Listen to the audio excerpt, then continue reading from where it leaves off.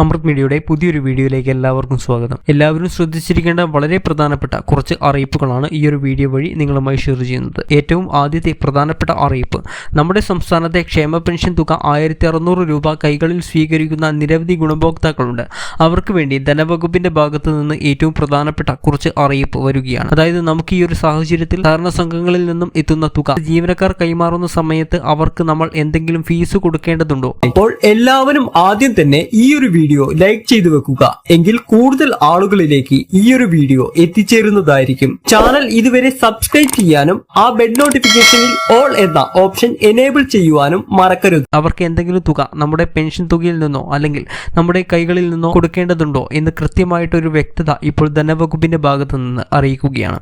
ഇവർക്കുള്ള ഇൻസെന്റീവ് സംസ്ഥാന സർക്കാർ നൽകുകയാണ് എന്നും അതുകൊണ്ട് തന്നെ ഗുണഭോക്താവിന് ലഭിക്കുന്ന തുകയിൽ നിന്നോ അല്ലെങ്കിൽ ഏജന്റ് തുക കൈമാറുന്ന സമയത്ത് നമ്മുടെ കൈകളിൽ നിന്നോ ഒരു വിഹിതമോ അല്ലെങ്കിൽ കുടുംബത്തിൽ നിന്നോ ഒരു നിശ്ചിത തുക ഇതിനു വേണ്ടി പ്രതിഫലമായിട്ടൊന്നും നൽകേണ്ട ആവശ്യമില്ല എന്ന് കൃത്യമായിട്ട് ഒരു അറിയിപ്പ് നൽകിയിട്ടുണ്ട്. ഇത്തരത്തിലുള്ള പ്രോത്സാഹനം നൽകേണ്ടതില്ല എന്നും ഇവർക്ക് ആവശ്യമായിട്ടുള്ള ധനസഹായം അതേപോലെ തന്നെ ഇൻസെന്റീവ് ഒക്കെ ഉൾപ്പെടെയുള്ള എല്ലാ കാര്യങ്ങളും സംസ്ഥാന സർക്കാർ നൽകുന്നതാണ് എന്നുള്ള കാര്യങ്ങൾ കൃത്യമായിട്ടും ഒരു വ്യക്തത ഈ ഒരു സമയത്ത് വരുന്നുണ്ട്. ചില മേഖലകളിൽ ഇത് സംബന്ധിച്ച് ഒരുപാട് സംശയങ്ങൾ ഉണ്ടാവുകയും അതോടൊപ്പം തന്നെ ചില മേഖലകളിൽ ഏജന്റുമാർ ചിലപ്പോൾ വാങ്ങിയതുമായി ബന്ധപ്പെട്ടാവാം ഇത്തരത്തിൽ ഒരു ഉത്തരവ് ഈ ഒരു സമയത്ത് വരുന്നതിന് കാരണമായിട്ടുണ്ട്. അതുകൊണ്ട് തന്നെ കൈകളിൽ പെൻഷൻ തുക സ്വീകരിക്കുന്ന ആളുകൾക്കെല്ലാം ഈ ഒരു അറിയിപ്പ് തീർച്ചയായിട്ടും ശ്രദ്ധിക്കുക. ഉദ്യോഗസ്ഥർ കൃത്യമായിട്ട് നമ്മുടെ കൈകളിലേക്ക് ഈ ഒരു തുക കൈമാറും. അതിനുശേഷം നമ്മൾ ഒരു ഫീസോ കാര്യങ്ങളോ ഒന്നും ഇതിനു വേണ്ടി കൊടുക്കേണ്ട ആവശ്യമില്ല. സൗജന്യമായിട്ട് തന്നെയാണ് ഇവിടെ വിതരണം നടക്കുന്നത്. രണ്ടാമത്തെ മറ്റൊരു പ്രധാനപ്പെട്ട അറിയിപ്പ്, സംസ്ഥാനത്ത് കാരുണ്യ ഇൻഷുറൻസ് പദ്ധതിയുണ്ട്.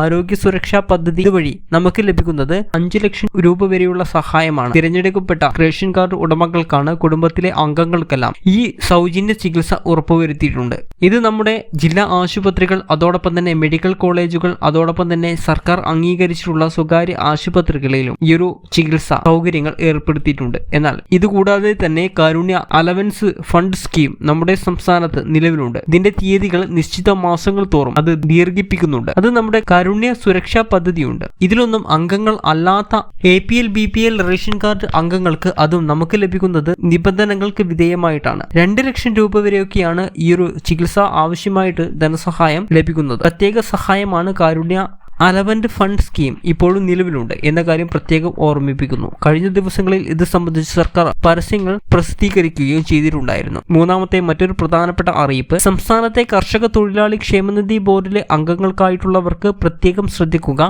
കഴിഞ്ഞ ദിവസം ക്ഷേമനിധി ബോർഡിൽ നിന്നും പ്രധാനപ്പെട്ട അറിയിപ്പുകൾ വന്നിട്ടുണ്ട്. 2020 മുമ്പ് ഇതിൽ അംഗത്വം എടുത്തിട്ടുള്ള വിവിധ ആനുകൂല്യങ്ങൾക്ക് അപേക്ഷ വെച്ചിട്ടുള്ള വ്യക്തികളൊക്കെയാണ് നിങ്ങളെങ്കിൽ നിങ്ങൾക്ക് ഇപ്പോൾ ഇതിന്റെ ഒരു പുതുക്കൽ നടത്തേണ്ടതുണ്ട്. Aadhaar, bank account, bank passbook details തുടങ്ങിയ കാര്യങ്ങളെല്ലാം കൃത്യമായിട്ട് ഏൽപ്പിക്കുകയാണ് വേണ്ടത്. ജില്ലാ ഓഫീസുകളിൽ ഇത് സമർപ്പിച്ചാൽ മതിയാകും. രേഖകൾ കൃത്യത ഉറപ്പുവരുത്തുന്നതിന്റെ ഭാഗമായിട്ട് പുതുക്കുന്നതിന്റെ ഭാഗമായിട്ടൊക്കെ ഈ ഒരു ക്രമീകരണങ്ങൾ ഏർപ്പെടുത്തിയിട്ടുണ്ട്. എന്നാൽ 2020 ശേഷം അപേക്ഷകൾ വെച്ചവരാണ് എങ്കിൽ അതോടൊപ്പം തന്നെ വിവിധ ആനുകൂല്യങ്ങൾക്ക് അപേക്ഷ വെച്ചിട്ടുള്ളവർ ഉണ്ടാകും. വിദ്യാഭ്യാസ ആവശ്യങ്ങൾ കൃത്യമായിട്ട് ചികിത്സ ആനുകൂല്യങ്ങൾ അതോടൊപ്പം തന്നെ വിവാഹ ആനുകൂല്യങ്ങൾ, അപ്പോൾ ഇങ്ങനെയുള്ള വിവിധ സഹായങ്ങൾക്ക് അപേക്ഷ വെച്ചവരെ കൊണ്ട് ഇപ്പോൾ ഇങ്ങനെയുള്ളവർക്ക് ഒന്നും തന്നെ പ്രത്യേകിച്ച് ഇപ്പോൾ ഇത് പുതുക്കേണ്ട ആവശ്യമില്ല. അതായത് ആധാർ, ബാങ്ക് പാസ്ബുക്ക് ഡീറ്റെയിൽസ് ഇങ്ങനെയുള്ള രേഖകളൊന്നും സമർപ്പിക്കേണ്ട ആവശ്യമില്ല. അല്ലാത്തവർക്കെല്ലാം ഈ ഒരു രേഖകൾ സമർപ്പിക്കണമെന്നാണ് ക്ഷേമനിധി ഓഫീസിൽ നിന്നും അറിയിപ്പ് വന്നിട്ടുള്ളത്. ഈ ഒരു പ്രധാനപ്പെട്ട ഇൻഫർമേഷൻ ഒന്ന് കൂടുതൽ ആളുകളിലേക്ക് കൂടി ഷെയർ ചെയ്ത്